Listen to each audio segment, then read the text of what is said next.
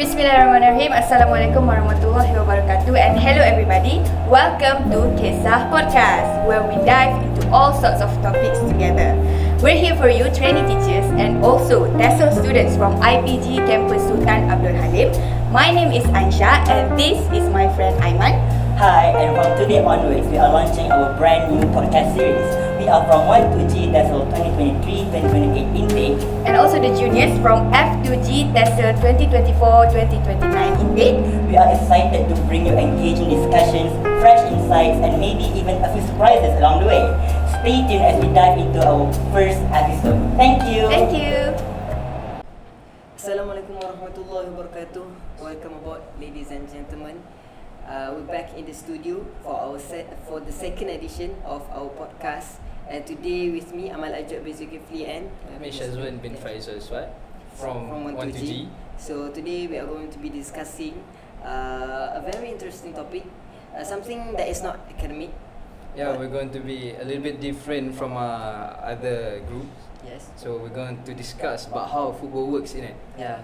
So before we jump into our topic, Amel, so today is the 27th of Ramadan. Yeah, inshallah. So Alhamdulillah. But I have to ask, how is it going so far? Yeah, Alhamdulillah. So far so good. Yeah. Never miss Tarawih. Yeah. Yeah. Sure. Yes, I'm sure, quite sure. Yeah. Quite sure about that. Okay. Yeah. We have about 3 days left for Eid. Yeah, celebrating Yeah. Eid Mubarak. So how's the preparation, Amel? I mean, all went good. Yeah. All the baju raya is ready. Oh, the baju is ready. Yeah, all the langsir, the curtain, Yeah. the sofa, new sofa. So going back to Perlis, is Yeah, it this year? I'm going back to Perlis, celebrating Eid there Mm-hmm. with my, parents, grandparents, friends, and I mean you can join also. Yeah. Yeah. So make sure to call Amel if you're interested. Yes. Okay, so our topic today, Amel, would you please do the honor? Yeah. So today we're going to discuss about the chaos in Lisbon. No, sorry. Copenhagen. Chaos in Copenhagen. Yes. And mayhem in Lisbon. Yeah, so very So actually it's just like a post-match review Yeah. about the UNL match, UEFA Yeah. Nations League match between Denmark and Portugal. Yeah. I mean, it's quite extraordinary Yeah. when we watch the game. Mm-hmm. So in this game, we have two legs. Yeah. Other way around to say, just we have two rounds. Mm. The first round, Denmark win it, and the second one, Portugal win it and secure the place to go to the semi-final. Yes. Okay, so for this topic, what are we going to cover?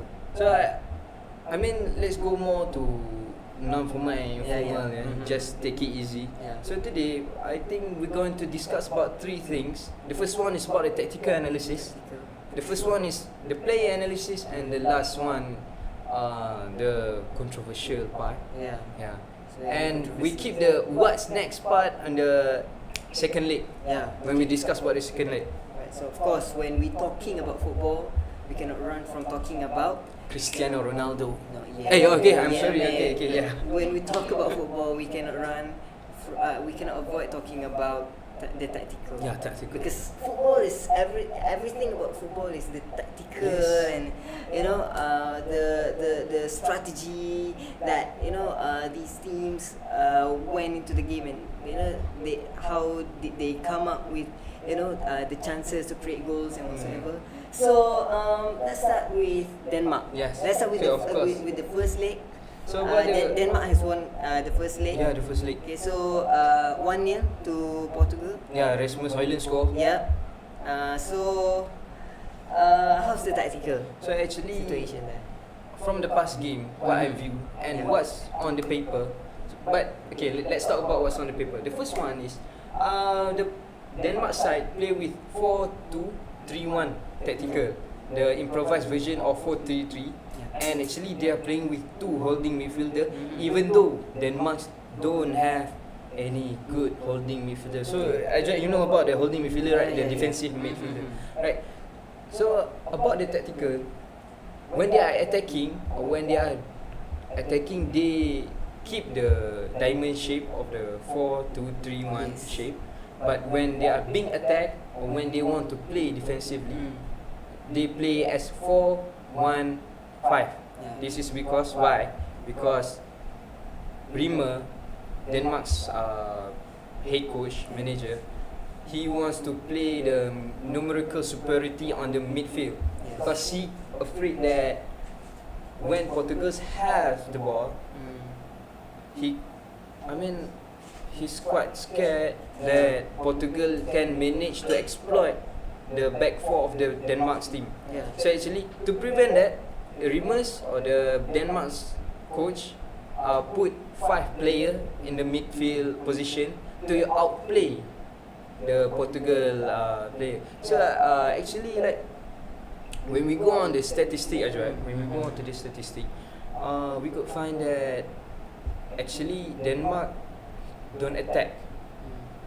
I mean, yes, eventually, apparently they attack, but they're only solely reliant on counter attack instead of creating chances like Portugal did. And as we all know that, yes, we know that Portugal, on the attacking wise, they are far greater than Denmark's team because at the front three we have Rafael Leao at the right wing, Cristiano Ronaldo playing as striker, and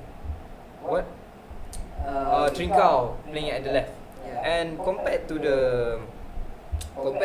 Denmark's team, we have Isaken at the right, we have Bireth, the second striker for Denmark, and we have Lindstrom playing at the left. So that's not common names we heard. So actually, Denmark's playing more defensively, or in football jargon or football slang, we call it as a low block, or other way around is parking the bus. Because when Denmark knows, their manager knows that okay, we cannot win in terms of keeping the ball or keeping the position of the ball, and because of that, okay, Riemer say, okay, just forget about the attacking and just focus on the low block defensive style. So they are playing on one-on-one marking. They are not playing zonal marking because if they play zonal marking, they're gonna be exploit a lot of position. And this is from the first leg. They are also playing quick passing on the counter attacking side, and because of that they managed to score one. And is it by you lah, Jack? Is it is it luck actually? Fortunately for them, their tactical has proven to be effective. To be effective. I mean, in terms of shot, the statistic here provided by SofaScore. Thank you. So thank you SofaScore for sponsoring our podcast today. Yes. Denmark finished the game with 23 total shots compared to Portugal with 8. So it shows how their strategy is actually working really well for them. Viciously working. Viciously working for them. 23 shots to 8. So although Portugal statistically was holding the possession, right, 56% to 44, but the total shots has shown that Portugal was struggling with getting the ball into the box, and the last third. The last third. It was I wouldn't say lucky game for Denmark. Tough luck. Tough luck, but it was all tactical and strategy. So props to them. They've shown up to the game, knowing what they had to do, doing the right thing, taking the right actions, keeping themselves together, packed in the line. Also, great saves by Schmeichel. Kasper Schmeichel. crucial saves by him throughout the game. So yeah, get props to them. Yeah, I remember when Jose Mourinho said about playing defensively, and one of the quote he said that, alright, you all can take of the possession you want, you can take how many possession you want. I just want goals, Yeah. and this is the proof of it. Yeah. Portugal have more possession compared to Denmark side. Yeah. And sometimes it's just this is what you have to do in football. Yeah. Right. This game, this specific game, it reminds me of Liverpool and Paris Saint-Germain in Champions League. Champions League. The first leg, Portugal, as we all know, Liverpool, as we all know, this season they have been showing Attacking gameplay, right? yeah, attacking gameplay. Salah on the right, Yeah, Salah on the right. on the right. So you know, basically a lot of attacking football from Liverpool. But in that specific game, you know, that's what I've been trying to say. Sometimes you have to do that. Yes. Like you have to do low blocks and defending, because sometimes when you look at the opponent, they have better players than you maybe, Yeah. right? They are, in terms of their attacking. So you don't have to rush, but unfortunately they lost the second leg penalties, right? So yeah, I mean same result as well. 1-0. 1-0, Yeah, still 1-0, 1-0. still 1-0. So yeah, I mean, but that game I would say it was a luck lah for Yeah. Liverpool. And when we compare Paris Saint-Germain, PSG with Yeah. Portugal, I mean, how they attack is quite scary. Yeah. If we play, if one of the Malaysia's club face that attack team, Yeah. I mean, there's gonna be destroyed actually. Yeah. So compare PSG. At the right we have Ousmane Dembele. At the left we have at the left we have Kuvica, Kvaratskhelia, and the striker we have Bradley Barcola. Yeah. Compared to Liverpool's three attacking trio, Mo Salah, Darwin Nunez, and Cody Gakpo. Yeah. Compared to the head to head, I would say that PSG won more games. Yeah, definitely. So, Amir, let's summarize our tactical analysis. So, actually- simple tactical analysis. So basically, Denmark was playing low block Low block and counter-attacking. defensively, yes, Yeah, yes. counter-attacking. Absolutely. And Portugal was basically playing more possession, but lack in the outcome. Yeah. Yes. That's basically it, right? Yes. So yeah. Alright, so Shall we moving on to the second thing. Mhm. It's about the critical player analysis. Yes. The performance of the player. Mm. So shall I just start about the Portugal's performance? I mean, Yeah. you can choose one. Maybe Cristiano Ronaldo, perhaps. Let's talk about the man of the match. Yeah. The player of the match. The match. Diogo Costa. You go start. What a performance. 29 shots from Denmark. How many? Save. Yeah, 7 saves. 7 save. In total. Oh, One that's penalty save. A crucial penalty save. Ericsson, a Manchester United player. I mean, he's basically known as a good penalty taker, Yeah. actually.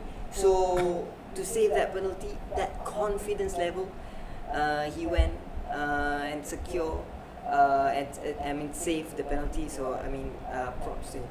Yeah, he totally deserved the man of the match. Actually, when we watching the game, yeah, we could find that the only person that stops it from the goal is only the goalkeeper, Yes. not the Yes. prior defender at all. yeah. And okay, if João Neves, the man of the match, This first leg. yeah, this Diogo was it. Costa. Diogo Costa. I'm Yeah, sorry. yeah. So Diogo Costa, the goalkeeper. Mm. If let's say we put Onana there, Mm. I mean, Yeah. you guys can Yeah, imagine what will happen. And coming back to the Denmark side, I would say that I would choose Patrick Dorgu. Actually, you know Patrick Dorgu, yes? Yes, I do know him, of course. The young talents from Manchester United, right? Yes. But Yeah. So he played. Yeah, even though he don't. he was a sub. Yeah, didn't start the he game. didn't start Yeah. on the first 11, Yeah. but he showed a great example that that's what defender should do at the back. Yeah, good defensive by him, even though even though he just merely, I mean, I would say not a kid, Yeah. but he is just merely a teenager and could deliver a splendid game Yeah. of one of the experienced centre back. No, I mean left back out there. Yeah. So I would say kudos to Kudos to him. Yeah, kudos to him, Patrick Dorgu, and I Bright wish future. greatness and stars for him at Yes. Manchester United. And moving on to the controversial part, Yes. I would say that you know that Rasmus Højlund Yeah. celebrate Sue in front of the owner of the celebration. Sue himself. Yeah, Sue himself. Cristiano. And because of that, Mm. is it because he wants to messing with Cristiano, perhaps? I mean, obviously they played together, right? Yeah. In Manchester United, if I'm not mistaken. Yes. No. I don't quite remember where is the. I couldn't remember, yeah, but it's okay. obviously in the post-match interview he said that Cristiano is my idol, Cristiano is my whatever. So as a media trained player, that's that's how you are supposed to respond. Yes. However, looking at the situation, I think it was a bit disrespectful to do that. I mean, some people would say, oh, when speed does it, when I show speed does it, it's not, why is it not disrespectful? However, the context is different. Yes, right? of course the context is different. They were playing on the same pitch. But opposing teams. Yeah, opposing team as well. And suddenly you want to, what are you trying to show? What you want to Question show ask that? yourself, what were you trying to do? Are you really want to show who's the greatest of Yes. all time? You want to Yeah. compare yourself to Cristiano? Yeah. I mean, let's not make it worse than that. Yeah. But again, Cristiano, props to him. He responded to the controversy really well. He said that, maybe in the second leg we'll see my celebration as well. Yeah. So yeah, I That's a good point, right? Yeah, Yeah, so that's a good reply. A good sportsmanship by Cristiano. I mean, obviously a well-experienced player. Yes. Yeah, he need to show Good good example. example to the younger players that And- you shouldn't do that. Maybe they've And settled actually, it. for Rasmus Højlund, you're not supposed to do that.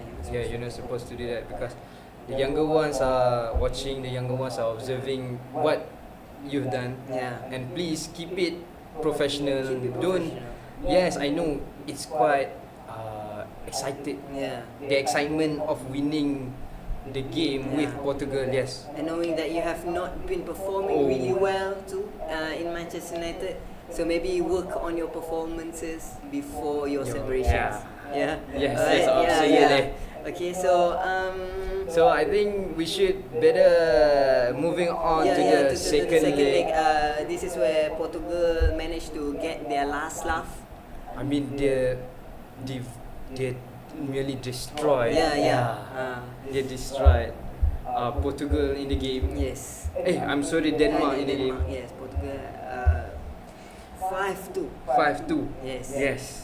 One on goal, unfortunately. One one on goal. unfortunately from the corner. Yeah, maybe But let's go one by one. Yeah, okay, right. Okay, let's start with the Cristiano's penalty in the 3rd minute, very early in the game. A challenge by Patrick Dorgu. So maybe He's a the little bit manager, curious, yeah. the manager he saw the potential Mm. from the first leg, and now he brought Dorgu at the first 11 Yeah. for the second leg. So guys, actually second leg is the second round. Yeah, the second so keep in mind that this is the second round of Portugal playing Denmark. So last time the advantage or the home one is Denmark. So this one is Yeah. Portugal In Lisbon. in Lisbon. Yeah, they were playing in Lisbon. So, I mean, what do you think of the penalty? Is it a penalty or is it not? Oh, for me personally, I think it's not because the contact is just like slight contact Yeah, of slight it, contact. not the harsh contact or the very cruel body So contact is what. you're basically saying that Cristiano died. I mean, maybe he died. Maybe I don't know. Yes, but it is what it is. Ref blow the whistle and say that is the penalty. So that is the decision that we have to respect. And if we look at the penalty, we can see that it's not the same Cristiano. What do you mean by that? That's what I have to say. It's not the same Cristiano. I mean, just from the run up, he seemed like Something holding his yeah, back. something. The run up was he took a little bit a little bit longer than usual Yes. to kick the ball, and the shot itself was so weak to the Bottom right. Yeah, bottom right corner, and yeah, I mean even a toddler would have saved that. Oh, Yeah, that's Maybe, it. yeah. The shot was really weak, Yes. fortunately. So maybe he was deciding where to go. Maybe he was scrutinizing on the goalkeeper's movement. Is he going to go left? Is he going to go right? Maybe he was thinking. He was basically thinking a lot. so I mean, I just curious that. Yeah.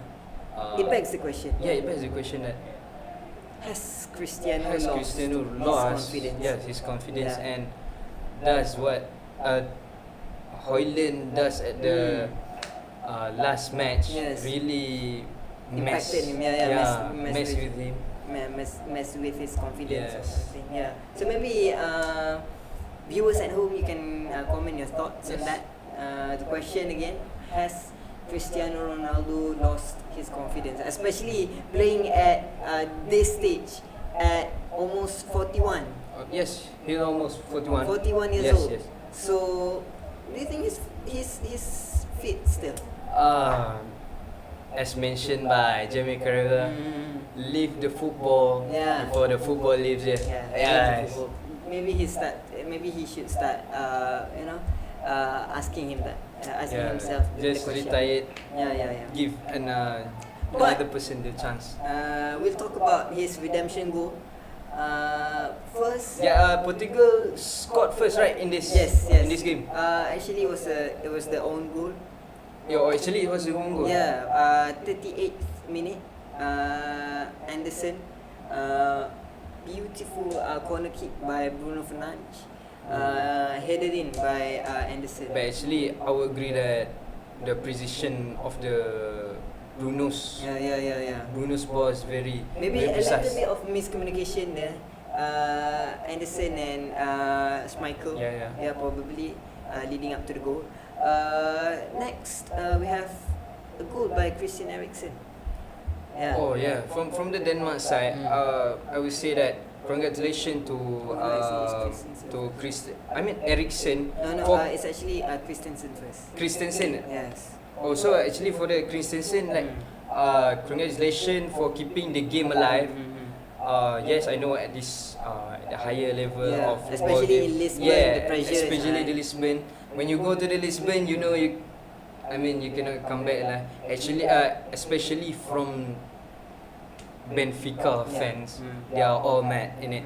So because of that, I could not blame the Denmark's player how they could handle the pressure applied. But if you play at the professional level, I guess you can check your mental, check your friends' behavior, your attitude, and whatsoever.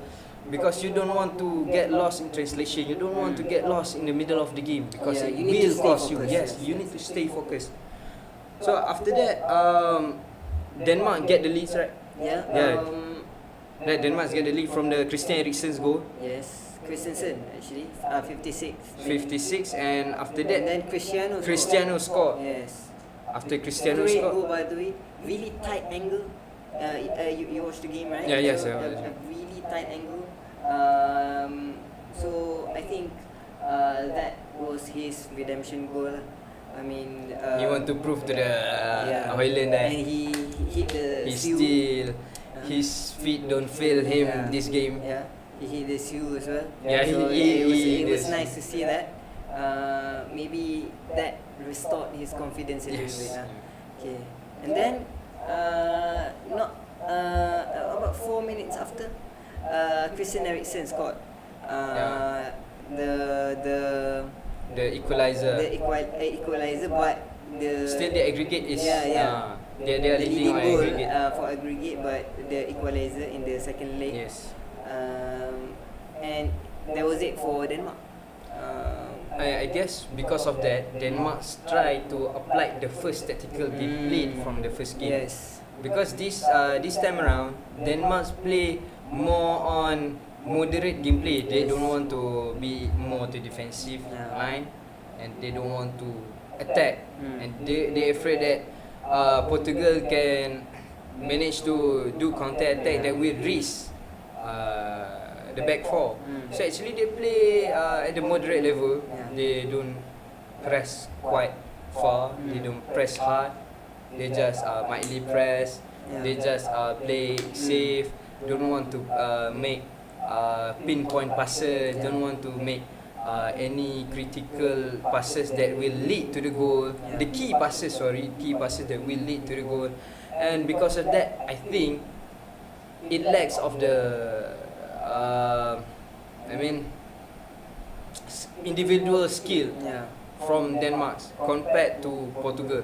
So when we see the game, when we watch the game, the first one I would say that the one who's controlling the game is Vitinha, the PSG player Vitinha. So actually Vitinha control the tempo of the game, control the midfield, and because of this game,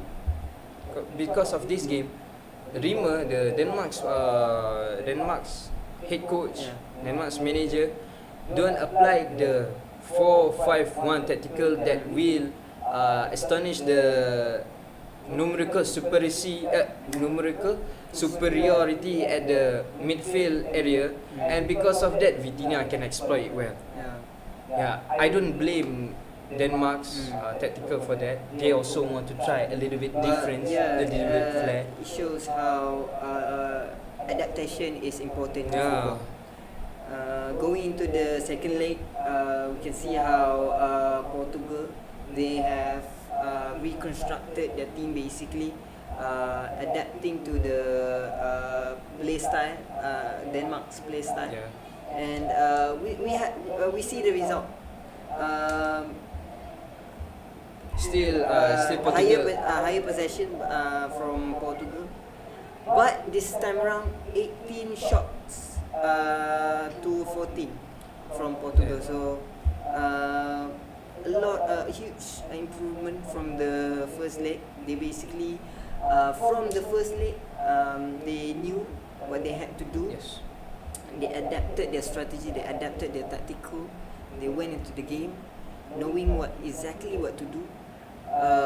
And Trincao, the man of the match, he was like the game changer. Him going into the game, He's super sub, right? No, he he start for the game. Yeah, he started the game this time on the left. Yeah, on the left. No, on the right. On the right, Yeah, on the right. So he scored 2 goals. Both were great goals. So yeah, I mean, basically the adaptation. So actually, when Portugal's manager saw that we can exploit the midfield area, that's when Portugal played Bernardo Silva from Manchester City, and it is deadly duo. If you put Vitinha and Bernardo Silva playing, they're really destroying, crushing the midfield of Denmark, and because of that, Denmark cannot process the goal, cannot process even slightly pass. They cannot pass it properly because there are no process that can be retained from the game. And if you watch closely, the ones who take the shot is mostly the midfield from Portugal. I think because because they let the front three to disrupt the player, make the fake runs and create some spaces for midfield, Portugal midfield like Vitinha, Bruno Silva to take a shot. Yes. And because of that, plus with Rafael Leao, the ones who play with flair, dribble the Into back the four, defenders, yeah, just like that, just like boom, boom, boom, boom, boom, and just that's quite scary if we say. And actually kudos to Portugal that they managed to come back. Yeah, we say come back from the agony, the first leg agony, and actually, so I think this is when we talk or conclude our second leg. So Ajat, Just before that, I would like Yes. to mention very quick about Patrick Dorgo, yes, Yes, yes, Patrick yes. Dorgo, of course. A bright young talent in Manchester United. I think one of the talents that will keep Yeah. Manchester United playing at the Yeah. Premier League. Yeah. Unfortunately, that's true. Right now, Manchester United, we are relying so much on these young players. Yeah. One assist for him in this game, playing as a defender, so it shows his work rate. Yeah. Work rates. Yeah. Going Up and down the up and down. pitch. You know, we can see the Overlapping yeah, up there, Yeah, yes. the heat map or whatever. Mm. I mean, the hard work is what's separating him from these other players. In terms of technical ability, I think he can dribble, he can do Crossing. Yeah, he can do crossings, but most importantly, the work rates. Yeah, I think that's what we love to see in Yes. every Yes, yes, player, absolutely. right? Yeah. Okay, so I think Congratulations for Portugal for managing to reach the semi-finals. They Uh, will meet Germany. For the semi-finals. and other bracket is France versus Spain. So maybe a prediction: who is going to take the UEFA Nations League trophy. Yes. I would bet On Spanish side. Spanish. Yeah. Visca Barca, Visca Visca. Catalunya. Yeah. We have Lamine Yamal. Lamine Yamal. Yeah. So We have Pedri. We have Kubarsi. So Spain is the winner. Spain Yes, is the winner. Spain is the winner, and they will meet They will meet. in the final. I mean Germany, of course. Germany. Yeah, Germany. So you think in the semi-final, that's where Portugal's Yeah. journey Will will end. end. Because you said Patrick Dorgu's work rate is greater than other player, right? But when you watch Germany play, Yeah. they have 10 Patrick Dorgu. They can work on the work rate 10 times even better Yeah. on the Portugal side. Yeah. Because they are very, dedicated game. They have Kimmich, Yeah. they have they have Musiala and all that. Yes.